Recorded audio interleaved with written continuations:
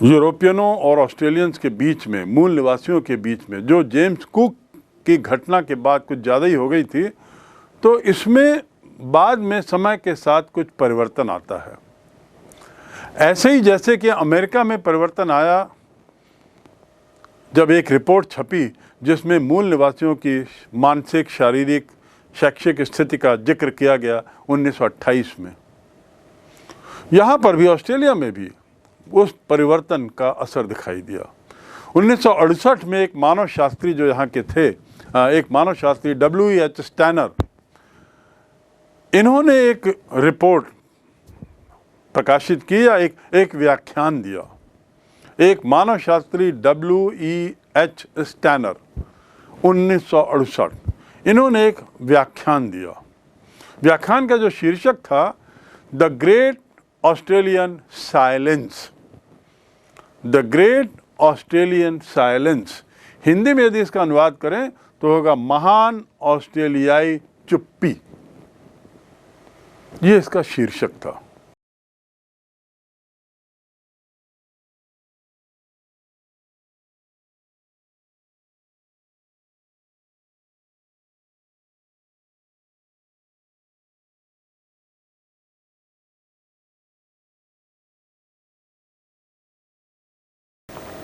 इस व्याख्यान में मिस्टर स्टैनर ने इतिहासकारों के द्वारा मूल निवासियों के इतिहास के बारे में चुप्पी का जिक्र किया है।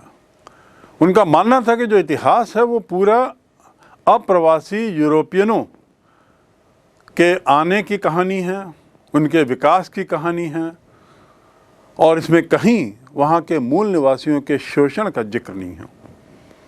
इसीलिए उन्होंने उसका नाम दिया था चुप्पी। परिणाम क्या हुआ कि 1970 आते आते मात्र 2-3 साल में उत्तरी अमेरिका की तरह यहाँ भी मूल निवासियों को एक नए रूप में समझने की चाहत शुरू हुई, जैसे अमेरिका में शुरू हुई।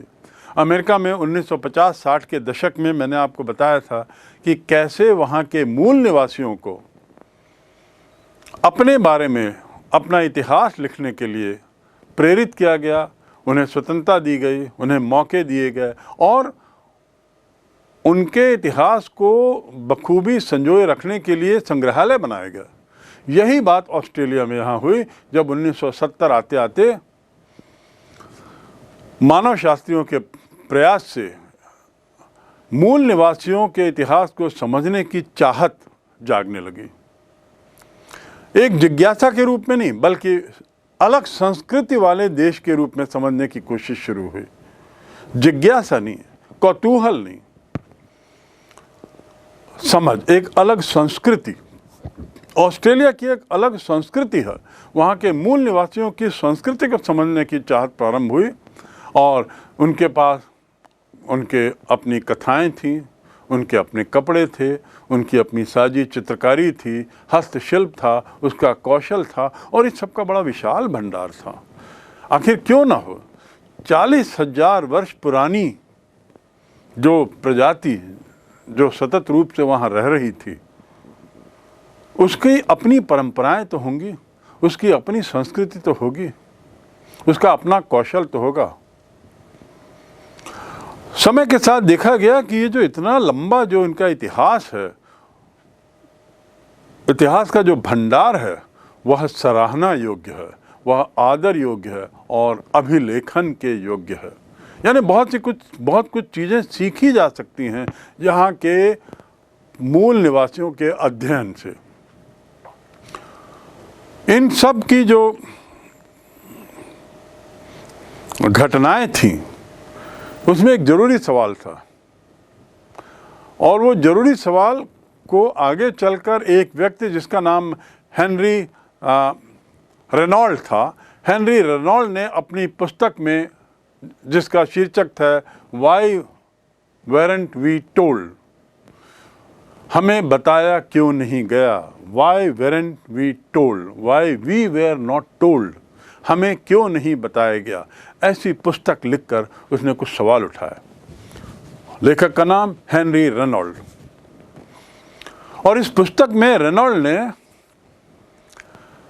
ऑस्ट्रेलियाई इतिहास के लेखन पर बड़ा कटाक्ष किया, बड़ा व्यंग किया। ऑस्ट्रेलियाई लेखन के इतिहास के लेखन का जो ढर्रा था उसकी बड़ी कटु आलोचना की, जिसमें कैप्टन जेम्स कुक की खोज से हो रही घटना को लेकर ऑस्ट्रेलिया के इतिहास की शुरुआत मानी जाती है। यानी तब तक 1970 के आसपास तक ऑस्ट्रेलिया का इतिहास मानो कैप्टन कुक की घटना के बाद प्रारंभ होता, उसके पहले नहीं। ये बात रेनॉल्ड को आपत्तिजनक थी और उसने ये सवाल उठाया कि हमें क्यों नहीं बताया गया, और वो स्वयं फिर इसका जिक्र इतिहास बताता है। उसके बाद से मूल निवासियों की संस्कृति का अध्ययन करने के लिए विश्वविद्यालय की स्थापना होती है। कला दीर्घाओं में विदेशी दीर्घाएं भी कला दीर्घाओं में देशी दीर्घाएं भी शामिल की जाती हैं, जैसा घटनाक्रम अमेरिका में होता है। और देशी संस्कृति को समझने वाले कल्पनाशील तरीके से कमरों को सजावट करते हैं, संग्रहालयों में वस्तुओं को जमाते हैं। संग्रहालयों में इनके सामानों के लिए, मूल निवासियों के सामानों के लिए जगह निकाली गई और मूल निवासियों ने फिर अपना जीवन स्वयं लिखना प्रारंभ किया। ये एक बड़ा अद्भुत प्रयास था, क्योंकि और प्रयास सफल इसलिए हो रहा था क्योंकि उसमें सरकार का भी वरद हस्त था। लोगों में चाहत थी कि आखिर ऑस्ट्रेलिया के मूल निवासियों का जीवन पूर्व में कैसा था, कौन थे ये लोग। ये प्रयास समय रहते शुरू हो गया। अगर मूल निवासियों की तरफ समय रहते ध्यान नहीं दिया जाता तो संस्कृति का काफ़ी कुछ हिस्सा समाप्त हो चुका था। लेकिन 1974 से 1996 बहुसंस्कृतिवाद ऑस्ट्रेलिया की नीति रही। क्या रही? बहुसंस्कृतिवाद, मल्टी प्लूरलिज्म। 1974 से 1996, जिसने मूल निवासियों की संस्कृति को यूरोप और एशिया के अप्रवासियों की संस्कृति के बराबर माना। इन संस्कृतियों को बराबर सम्मान दिया, बराबर आदर दिया। बहुसंस्कृतिवाद के तहत यूरोपियनों की संस्कृति जो यहाँ के बस गए थे, एशियाइयों की संस्कृति जो यहाँ के बस गए थे, उनके समान ही मूल निवासियों की संस्कृति को सम्मान दिया जाने लगा। ये एक बहुत बड़ा सार्थक प्रयास था। इसमें थोड़ा और विलंब होता तो संभावना थी कि मूल निवासियों का जो थोड़ा बहुत जो भंडार था इतिहास का, वो भी शायद विस्मृत हो जाता और फिर वाई वी वेरंट टोल्ड का उत्तर ही हमें नहीं मिल पाता। इस घटनाक्रम में अगला बिंदु है टेरा न्यूलियस की समस्या। टेरा न्यूलियस की समस्या ये क्या है? 1970 में संयुक्त राष्ट्र संघ और जो दूसरी जो अंतर्राष्ट्रीय एजेंसियां हैं, उन्होंने इस दशक में 1970 के दशक में मानवाधिकार जैसे शब्दों का उपयोग प्रारंभ किया। ये शब्द ज़्यादा सुनाई पड़ने लगा, मानवाधिकार, ह्यूमन राइट्स। ऑस्ट्रेलिया की जो जनता है उसको ये एहसास हुआ कि संयुक्त राज्य अमेरिका, कनाडा और न्यूजीलैंड के बीच जो भूमि अधिग्रहण वाला जो मामला है, इसके विपरीत ऑस्ट्रेलिया में यूरोपियनों द्वारा किए गए भूमि अधिग्रहण को औपचारिक बनाने के लिए कोई समझौता नहीं हुआ था। देखिए, अमेरिका के घटनाक्रम और ऑस्ट्रेलिया के घटनाक्रम में परिवर्तन क्या है। हमने कई परिवर्तन ऑलरेडी समझ लिए कि अमेरिका के मूल निवासियों के विकास के घटनाक्रम में और ऑस्ट्रेलिया के मूल निवासियों के विकास के घटनाक्रम में क्या अंतर था। यहाँ पर एक उदाहरण ये और है कि जैसे जैसे मानवाधिकार शब्द ज़्यादा सुनाई पड़ता है समाज में, विश्व मंच पर, तो ऑस्ट्रेलिया जनता को एहसास होता है कि जो यूरोपियन आए थे या जो एशियाई आए थे, उन्होंने ज़मीन के मामले में हमारे साथ कोई लिखित समझौता नहीं किया, कोई औपचारिक संधि नहीं की, कोई भूमि अधिग्रहण की कार्रवाई पूरी नहीं की, कोई समझौता पत्र तैयार नहीं किया। और सरकार जो है वो हमेशा से ऑस्ट्रेलिया की ज़मीन को टेरा न्यूक्लियस कहती है। इसका मतलब है जो किसी का नहीं है। टेरा न्यूक्लियस का अर्थ है जो किसी का नहीं है। ये बात नागवार गुजरी। टेरा का अर्थ होता है जमीन, TERRA। अंग्रेजी में जहाँ भी टेरा शब्द आए तो मान लीजिए कि उस शब्द का संबंध भूमि से है, जमीन से है। तो ये टेरा न्यूक्लियस का अर्थ बड़ा स्पष्ट है, जो ऐसी जमीन जो किसी की नहीं है। और सरकार इस नाम से संबोधन करती थी। सरकार हमेशा से ऑस्ट्रेलिया की ज़मीन को टेरा न्यूक्लियस कहती आई थी। इसके अलावा वहाँ वो अपने आदिवासी रिश्तेदारों से छीनी गई ज़मीन को बच्चों का एक लंबा और यंत्रणापूर्ण तरीके का व्यवहार होता था। वहाँ अपने आदिवासी रिश्तेदारों से जबरदस्ती छीने गए मिश्रित रक्त वाले, यानी मूल निवासी धन यूरोपियन, इन बच्चों का एक लंबा और यंत्रणापूर्ण इतिहास भी था। Mixed children born of European and native parents, यूरोपीय और मूल, इनसे जो बच्चे पैदा हुए हैं उनकी भी एक अलग समस्या थी, उनका एक अलग इतिहास था, उनकी एक अलग समस्या थी। इन सवालों पर आंदोलन हुए। इन सवालों पर जो आंदोलन हुए उनकी फिर जांच शुरू हुई और दो महत्वपूर्ण निर्णय लिए गए।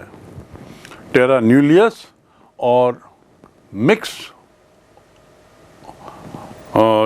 Children born of mix families, इनके विरोध में जो आंदोलन हुआ, इनकी समस्याओं को लेकर, विरोध में तो नहीं बल्कि इनकी समस्याओं को लेकर जो आंदोलन हुआ, तो उसके दो महत्वपूर्ण निर्णय आए। पहला, मान्यता, इस बात को मान्यता देना कि मूल निवासियों का जमीन के साथ जो कि उनके लिए पवित्र है। क्या मान्यता देना? कि इस बात को मान्यता देना कि मूल निवासियों का जमीन के साथ संबंध जो है वो बड़ा पवित्र है, यानी उनका संबंध है, मजबूत ऐतिहासिक लगाव है और इसका सम्मान हो। अर्थात सम्मान हो अर्थात पूर्व में जो एक पक्षी जो जमीन ले ली गई है उस पर पुनः विचार किया जाए। तो ये बात बड़ी स्पष्ट है कि जमीन का मूल निवासियों से जो निकट का संबंध रहा है, जहां वो गत 40,000 वर्षों से रह रहे हैं, उस संबंध का सम्मान किया जाए। दूसरा जो इसमें निष्कर्ष निकाला गया कि पिछली गलतियों को धोया तो नहीं जा सकता, लेकिन गोरों और रंग बिरंगे लोगों को अलग अलग रखने की जो कोशिश हो रही है वो अन्याय है। दूसरा जो निर्णय था वह उन बच्चों से संबंधित था जो मिश्रित थे, जो दो रेस के थे, मिक्स थे, गोरे बच्चे और रंग बिरंगे बच्चे, ऐसा उनको कहा गया। इनको अलग अलग रखने की जो कोशिश की जा रही है वह गलत है, वह उनके साथ अन्याय है। उसके लिए सार्वजनिक रूप से माफ़ी मांगी जानी चाहिए, ऐसा इसमें निष्कर्ष निकाला गया इन आंदोलनों की जांच के परिणाम स्वरूप। और इस परिणाम का जो जिक्र आता है उसमें ये बात स्पष्ट है कि माफ़ी सार्वजनिक हो। सार्वजनिक माफ़ी नामे के इस प्रक्रिया में क्या क्या कदम उठाया ऑस्ट्रेलियन सरकार ने, थोड़ा एक नज़र उस पर डालें। पहला, 1974 में गोरे ऑस्ट्रेलियाई ये नीति ख़त्म कर दी गई। गोरे ऑस्ट्रेलियाई नीति ख़त्म कर दी गई और एशियाई अप्रवासियों को भी अब प्रवेश की इजाज़त मिल गई। दूसरा, 1992 में ऑस्ट्रेलियाई हाई कोर्ट में टेरा न्यूक्लियस की कानूनी अवैधता की घोषणा की गई। कानूनी अवैधता यानी कानूनी रूप से ये शब्द का उपयोग अवैध है, गलत है। और 1770 ईस्वी के पहले की जो ज़मीन है उस पर जो दावे हैं वहाँ के मूल निवासियों के, वह मान्य हैं, वे मान्य हैं। तो इस प्रकार माफ़ीनामा और मूल निवासियों के साथ उनके ज़मीन के पुराने संबंधों को स्वीकार करते हुए, पुरानी गलतियों को सुधार पर माफ़ी मांगते हुए कुछ सुधार करना, ये एक बहुत बड़ा परिवर्तन इस काल में, इस दशक में हम देखते हैं। ऑस्ट्रेलिया में बदलाव की लहर की श्रृंखला में दो परिवर्तन और, यानी अभी तक हमने दो परिवर्तन समझे, अब तीसरा परिवर्तन जो हुआ 1995 में। 1995 में जो टॉरस स्ट्रेट आइलैंडर्स, उनके जो बच्चे थे और वहाँ जो आदिवासी बच्चे थे, इनके बीच में जो अंतर किया जाने लगा उसे समाप्त किया गया और एक जांच समिति, राष्ट्रीय जांच समिति बैठाई गई। इन लोगों के साथ जो दुर्व्यवहार हो रहा था, इन लोगों के साथ जो भेदभाव हो रहा था, उसके अध्ययन के लिए। और अंतिम, आपके इस कोर्स के अनुसार जो अंतिम बदलाव था वह बहुत महत्वपूर्ण है। 1820 से लेकर 1970, यानी लगभग 150 वर्ष के काल में ऑस्ट्रेलिया में जो बच्चों के साथ दुर्व्यवहार, गलत व्यवहार, वो सब किया गया, उसके लिए एक राष्ट्रीय माफ़ी दिवस घोषित किया गया और 26 मई को राष्ट्रीय माफ़ी याचना दिवस उस वर्ष से एक वार्षिक कार्यक्रम के रूप में किया जाने लगा। इसके पीछे उद्देश्य ये था कि जो अपराध हो चुके हैं, पूर्व में किए जा चुके हैं, अब उन अपराधों से जुड़े हुए अपराधियों को सजा देना संभव नहीं। दूसरा, अब इतिहास बदला नहीं जा सकता, ये समझ थी, लेकिन कम से कम उसमें सुधार तो लाया जा सकता है। तो बदलाव की जो लहर है ऑस्ट्रेलिया में जो चली 1970 के आसपास से, उसका परिणाम ये भी था कि माफ़ीनामे के रूप में माफ़ी याचना दिवस भी एक तरीके से 26 मई प्रतिवर्ष घोषित किया गया। इस प्रकार हम अमेरिका और ऑस्ट्रेलिया दोनों में मूल निवासियों के विस्थापन का एक तरीके से अध्ययन पूरा करते हैं। अमेरिका के मूल निवासियों के विस्थापन का इतिहास समझने के बाद मैंने संक्षिप्त में उसके बारे में एक तरीके से पुनः बताया था। यही प्रक्रिया अब हम ऑस्ट्रेलिया के संबंध में दोहराएंगे। तो ऑस्ट्रेलिया के प्रारंभिक इतिहास एवं मूल निवासी। प्रारंभिक मानव एबॉरिजिन्स 40,000 वर्ष पूर्व, और मूल स्थान इनका कौन सा था? वहीं जो एक सेतु है, एक जुड़ी हुई जमीन जिसे न्यू गिनी के नाम से कहते हैं। 18वीं सदी के आसपास इनके समुदायों की संख्या लगभग 350-700 थी और आज भी करीब 200 भाषाएं बोली जाती हैं। इन्हें एबॉरिजिन्स कहा जाता है, लेकिन एक बहुत विशाल संख्या उत्तरी ऑस्ट्रेलिया में है जिसे टॉरस स्ट्रेट टापूवासी, टॉरस स्ट्रेट आइलैंडर्स कहते हैं। विशाल होते हुए भी इनकी संख्या ये एबॉरिजिन की श्रेणी में नहीं आते, क्योंकि ऐसा माना जाता है कि ये लोग शायद बाहर से आए थे, ये वहाँ के मूल निवासी नहीं हैं, इनकी नस्ल भी अलग है। ऑस्ट्रेलिया की जो आबादी है उसका फैलाव बहुत छितरा हुआ केवल समुद्री किनारों पर है।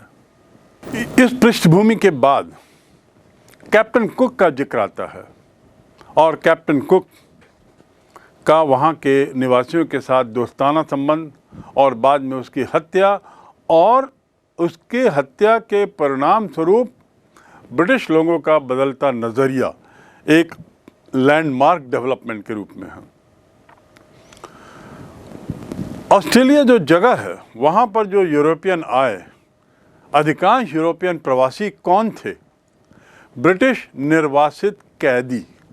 ये एक बहुत महत्वपूर्ण अंतर है अमेरिका के अप्रवासियों और ऑस्ट्रेलिया के अप्रवासियों के बीच में। यहाँ पे वो अपराधी के रूप में आए थे और इसीलिए अपराधी के रूप में आए थे, तो अपराध का काल पूरा करने के बाद ब्रिटिश सरकार ने उनको वहीं रहने की स्वतंत्रता दे दी थी, स्वतंत्र जीवन यापन करने की स्वतंत्रता दे दी थी, जिसके कुछ दूसरे परिणाम हुए। 1606 में सबसे पहले डच लोगों ने देखा ऑस्ट्रेलिया को। 1642 में तस्मान नाम के व्यक्ति ने सबसे पहले वहाँ कदम रखा और इसलिए उस क्षेत्र का नाम तस्मानिया रखा गया। 1770 में जेम्स कुक बॉटनी खाड़ी पहुँचता है और वहाँ उस क्षेत्र को न्यू साउथ वेल्स का नाम देता है और 1788 में दंडितों की बस्ती बनाई जाती है और उस बस्ती के तहत सिडनी की स्थापना होती है। सिडनी शहर जो आज विश्व के सबसे बड़े शहरों में, सबसे आधुनिक शहरों में गिना जाता है, उसकी स्थापना ब्रिटेन से भेजे गए दंडित कैदियों से होती है। अब जब यूरोपियन वहाँ आते हैं, अगला चरण क्या होता है? विस्थापन, वहाँ के मूल निवासियों का विस्थापन, जो 40,000 वर्षों या उससे पूर्व से वहाँ रह रहे थे। और इस विस्थापन की प्रक्रिया में हम बड़े बड़े कृषि फार्म तो नहीं, लेकिन भेड़ों के फार्म, खाने और खदानों आदि का जिक्र पढ़ते हैं। गेहूं की खेती बड़े विस्तृत मात्रा में होती है और साथ ही अंगूरों का बाग। अंगूर के बाग फल के लिए तो महत्वपूर्ण है ही, साथ ही मदिरा के रूप में इसका बहुत उपयोग होता है। उसके लिए बहुत मदिरा के उत्पादन में इसकी बहुत ज़रूरत पड़ती है। वहाँ के जो मूल निवासी थे उनका उपयोग इन खेतों में और श्रमिक के रूप में इनका उपयोग शुरू होता है, इनके श्रम का उपयोग शुरू होता है और वहीं से फिर गैर और गोरों को बाहर रखने की नीति शुरू होती है। गैर गोरों को बाहर रखने की नीति शुरू होती है। ऑस्ट्रेलिया के विकास की बात करें तो 1850 में ऑस्ट्रेलियाई बस्तियों को स्वशासन का अधिकार मिलता है। 1850 में कॉलोनीज़ को। 1851 में चीनी कुली लोग पहली बार आते हैं और 1855 में इन्हें रोका जाता है, जिसकी पृष्ठभूमि मैं विस्तार से बता चुका हूँ। ये वही काल है जब गोल्ड रश की बात की गई थी। 1851 से 1861 से 1961 तक का गोल्ड रश का काल और 1901 में 6 राज्यों को लेकर ऑस्ट्रेलियाई संघ का निर्माण होता है। जैसे वहाँ 13 उपनिवेशों को लेकर अमेरिका में निर्माण होता है, ऐसे 1901 में ऑस्ट्रेलियाई संघ का निर्माण 6 राज्यों को लेकर होता है। 1911 में कैनबरा राजधानी बनाई जाती है और कैनबरा जो शब्द है वो वहाँ की स्थानीय भाषा से लिया गया है। 1948 से 75 के बीच करीब 20 लाख यूरोपीय लोग ऑस्ट्रेलिया में आके बसते हैं, गोरे लोग आके बसते हैं 1948 से 1975 के काल में।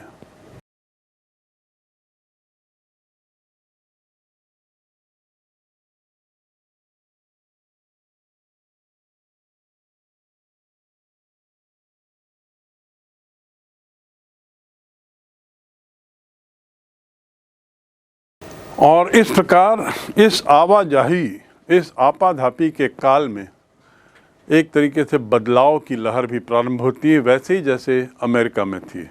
1968 में मानव शास्त्री स्टैनर और उनका प्रसिद्ध ग्रंथ जिसका नाम मैंने बताया था द ग्रेट ऑस्ट्रेलियन साइलेंस, जहाँ साइलेंस का अर्थ है चुप्पी, जिसमें मूल निवासियों की समस्याओं को सामने रखा गया और परिणाम क्या हुआ?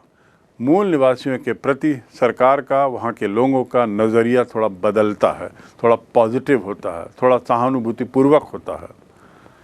और यहीं से ऑस्ट्रेलियाई इतिहास लेखन में भी परिवर्तन आता है, जिसमें मूल निवासियों को केंद्र बिंदु मानते हुए अब इतिहास लिखा जाने लगा है। हेनरी रेनॉल्ड, उसने जो एक पुस्तक लिखी why we were not told, why we weren't we told, हमें क्यों नहीं बताया गया। इस पुस्तक ने वहाँ पे एक तरीके से भूचाल मचा दिया और नए तरीके से इतिहास का अध्ययन शुरू हुआ। विश्वविद्यालयों में, कला दीर्घाओं में, संग्रहालयों में मूल निवासियों के संकलन को स्थान दिया जाने लगा। ऐसे ऐसे विश्वविद्यालयों की, संग्रहालयों की स्थापना हुई जहां मूल निवासियों के जो साजो सामान थे उनको वहां रखा जाने लगा अध्ययन की दृष्टि से। इसके साथ ही ऑस्ट्रेलिया की जो खुद की सरकारी नीति है उसमें बदलाव आता है और मूल निवासियों और उनकी संस्कृति का सम्मान करने की एक तरीके से पैरवी की गई है, क्योंकि वहाँ जो बहुसंस्कृतिवाद को बढ़ावा दिया जाता है। एक ओर एशियाई संस्कृति थी, दूसरी ओर यूरोपियन संस्कृति थी, तीसरी ये मूल निवासियों की अपनी संस्कृति थी जो दबी हुई थी। अब इस कानून के तहत ये प्रावधान किया गया कि इनकी संस्कृति को भी समुचित स्थान दिया जाए और उतना ही सम्मान दिया जाए जितना कि अन्य संस्कृतियों को। ये एक बहुत बड़ा राजनीति में परिवर्तन होता है ऑस्ट्रेलिया के। इसी परिवर्तन के तहत 1974 में एशियाई अप्रवासियों को प्रवेश की इजाज़त मिलती है। 1992 में टेरा न्यूक्लियस की कानूनी अवैधता की घोषणा होती है और टेरा न्यूक्लियस की इस अवैधता की घोषणा एक बहुत महत्वपूर्ण कदम था, क्योंकि इसने पूरी सोच को बदल दिया।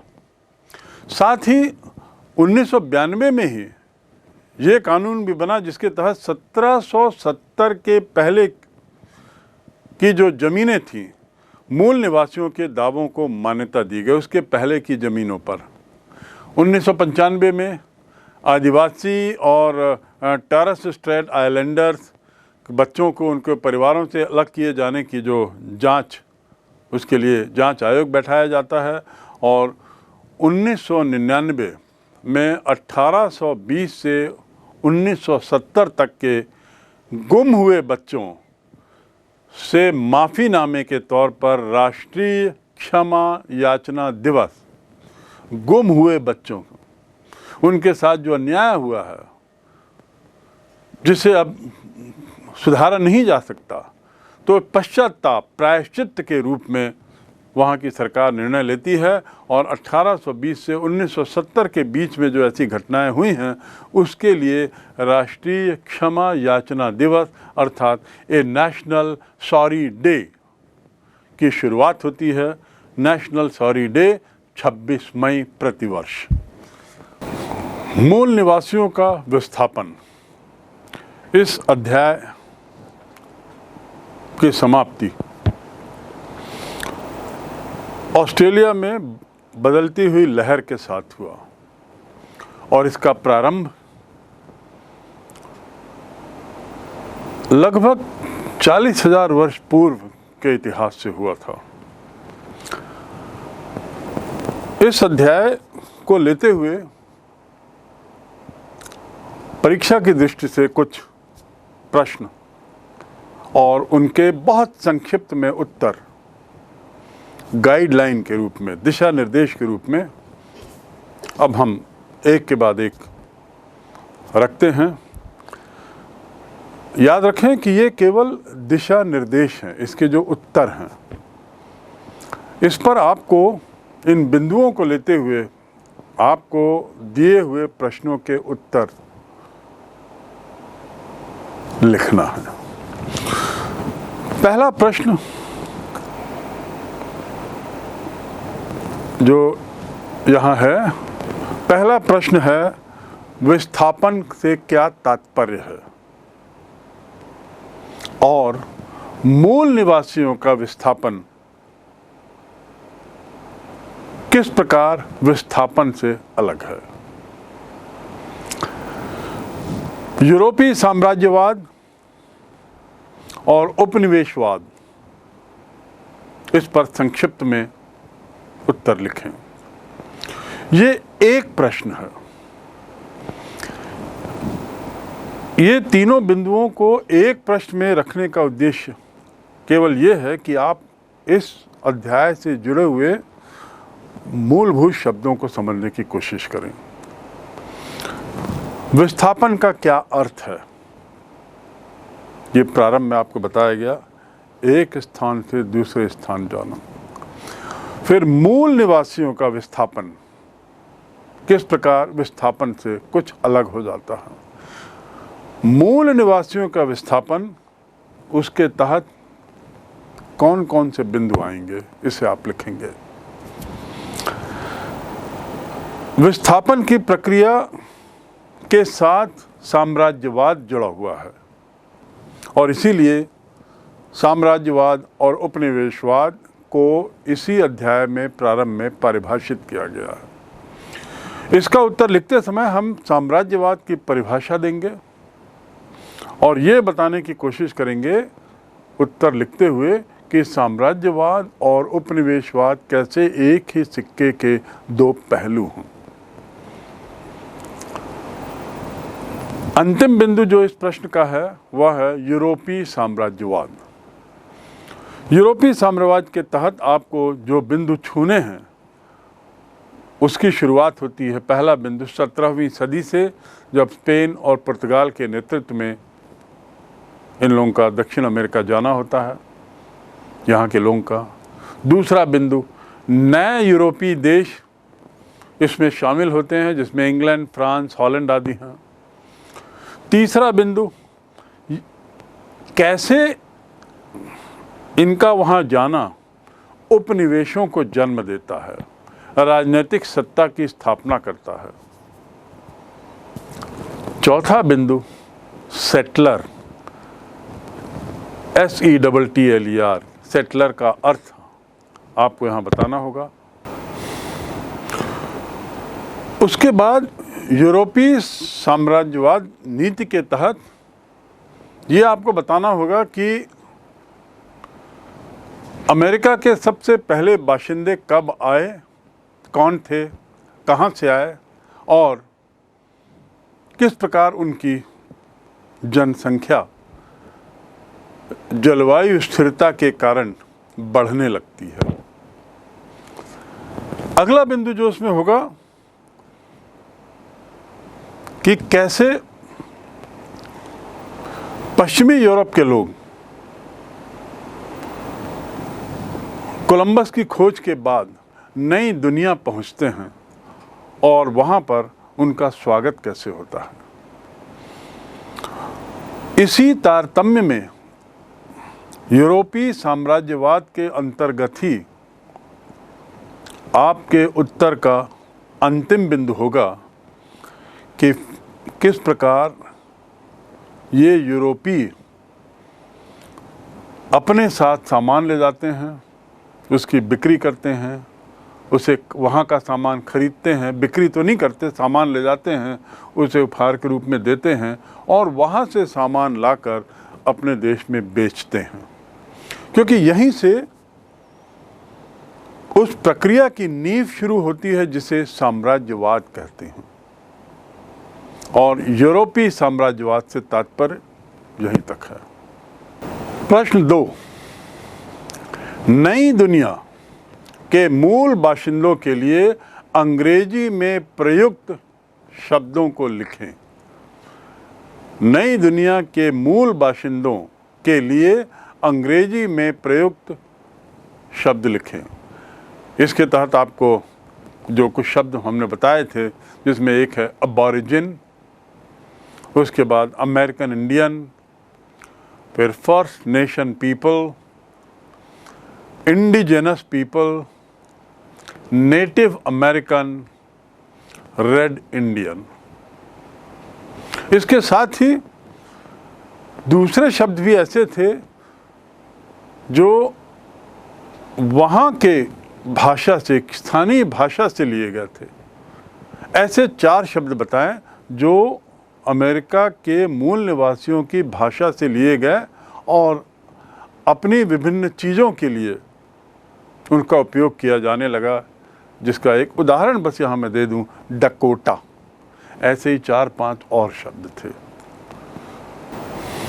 अगला प्रश्न, अमेरिका के मूल निवासियों की पारंपरिक धारणाएं क्या थीं जिसका सामना यूरोपियनों ने किया, या किन पारंपरिक धारणाओं से अप्रवासी यूरोपियंस का टकराव हुआ। इसके तहत बिंदुवार उत्तर इस प्रकार होगा। पहला, 18वीं सदी और यूरोप की सभ्यता की धारणा, इसके बारे में आपको बताना होगा। यूरोप की सभ्यता जिसमें साक्षरता, संगठित धर्म और शहरीपन का जिक्र वे करते हैं, और उसकी तुलना मूल निवासियों की सभ्यता से, मूल निवासियों की परंपराओं से करते हुए उन्हें असभ्य कहते हैं। इस चर्चा में आपको रूसो और वर्ड्सवर्थ, विलियम वर्ड्सवर्थ, इसका जिक्र करना होगा। दूसरी धारणा वस्तुओं के प्रति क्या नज़रिया था मूल निवासियों का, जिसमें उपहार के प्रति वो क्या सोचते थे, मुनाफे आदि के बारे में क्या विचार था उनका व्यवहार कैसा था, इस पर आपको लिखना होगा। तीसरा बिंदु, प्रारंभिक यूरोपीय प्रवासी किस ढंग के थे। व्यापारी थे, समुदायों को बेदखल कर रहे थे, उत्पीड़ित कर रहे थे, और मूल निवासियों के साथ इनकी बसाहट, इसका आपको जिक्र करना होगा। इनकी धारणाओं के तहत आपको आगे ये भी बताना होगा कि कैसे इनकी परस्पर धारणाएं एक दूसरे से कुछ मामलों में टकरा रही थी, टकराव पैदा कर रही थी, और एक और कैसे इनकी धारणाओं ने इनके संबंधों को एक नई दिशा दी। उदाहरण के लिए, अमेरिका के लोगों की सहानुभूतिपूर्वक धारणाओं ने यूरोपियनों को प्रेरित किया वहां आने के लिए। अमेरिका के मूल निवासियों के मुनाफा आदि पर मुनाफे आदि से दूर रहने की उनकी सोच ने भी यूरोपियनों को आने के लिए प्रेरित किया। तो ऐसे उदाहरण देते हुए आपको स्पष्ट करना होगा कि इनकी परस्पर धारणाएं क्या थी और क्या समानताएं और क्या विरोध था। अगला प्रश्न, किस प्रकार मूल निवासियों को उनकी अपनी भूमि से बेदखल किया गया, इसका संक्षिप्त में विवरण दें। उत्तर में सबसे पहले आप चर्चा करेंगे अमेरिका में बस्तियों का विस्तार और इस प्रक्रिया में मूल निवासियों की बेदखली में ज़मीन की कम कीमत और जालसाजी आदि का वर्णन आएगा। जॉर्जिया और चिरोकी कबीले की बेदखली की बात आएगी। अमेरिका के न्यायाधीश का चिरोकी संप्रदाय के पक्ष में दिया हुआ जजमेंट और वहाँ के तत्कालीन राष्ट्रपति द्वारा इसका विरोध, इस पर चर्चा करेंगे। मूल निवासियों की भूमि को लेकर जो भूमि उपयोग को लेकर जो आलोचना और अधिकार के संबंध में कुछ बातें बताई गई थी, उसका जिक्र होगा। और अंत में पश्चिमी अमेरिका के मूल निवासी और उनके साथ कैसा व्यवहार रहा, जिसमें नवादा मरुभूमि तक उनको धकेल दिया जाना, ये एक विशेष मुद्दा था। अंत में स्थायी निवास हेतु उन्होंने क्या प्रयास किए यूरोपियनों ने, इस पर एक आप टिप्पणी लिखेंगे। चौथा प्रश्न, गोल्ड रश से आपका क्या तात्पर्य है और उसने कैसे अमेरिका के विकास में अपनी भूमिका निभाई। इसके उत्तर में आप उद्योगों में वृद्धि को लेकर बिंदुवार आपको लिखना होगा। 1840 कैलिफोर्निया, पहला विवरण। उसके बाद यूरोपियनों द्वारा अमेरिका पहुंचना भारी संख्या में।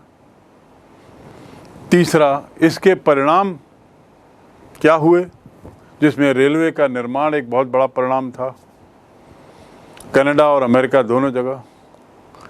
उसके बाद चौथा बिंदु आएगा औद्योगिकरण के कारण, क्यों औद्योगिकरण वहाँ अचानक प्रारंभ होता है। रेलवे और कृषि में मशीनों का निर्माण, खेतों का विस्तार और जंगली भैंसों का उन्मूलन, और अंत में 1892 जब महाद्वीपीय विस्तार की समाप्ति होती है। महाद्वीपीय विस्तार से तात्पर्य क्या है, जब संयुक्त राज्य अमेरिका अपना पूरी भौगोलिक सीमा उसकी तय हो जाती है। इन बिंदुओं को लेते हुए आपको इस प्रश्न का उत्तर देना। अगला प्रश्न, बदलाव की लहर से क्या तात्पर्य है। बदलाव की लहर से क्या तात्पर्य है, इस बदलाव को बिंदुवार लिखते हुए उसके परिणाम लिखें। अमेरिका के संबंध में बदलाव की लहर की यदि शुरुआत करें तो 1920 पहली घटना। उसके बाद 1928 में जब सर्वेक्षण होता है उसका विवरण आपको करना होगा।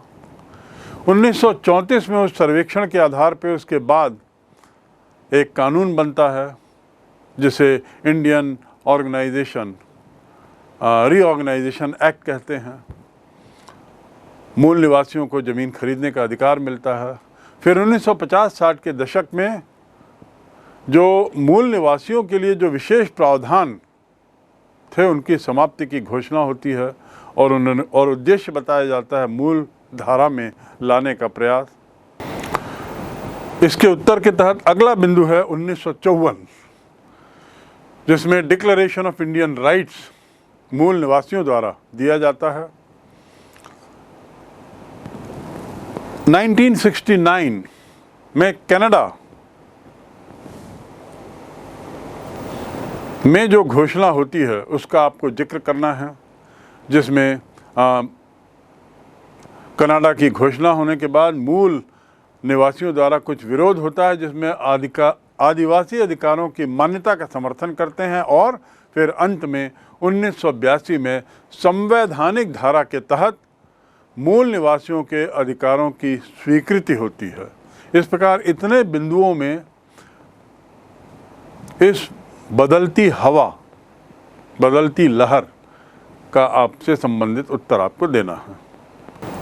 अंतिम प्रश्न है, ऑस्ट्रेलिया के प्रारंभिक इतिहास पर संक्षिप्त पे लिखें और उनके मूल निवासियों से संबंधित विवरण दें।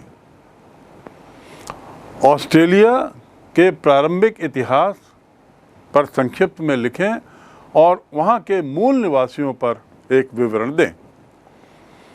इस प्रश्न में आपके उत्तर की शुरुआत होगी प्रारंभिक मानव यानी 40,000 वर्ष पूर्व के एबॉरिजिन से।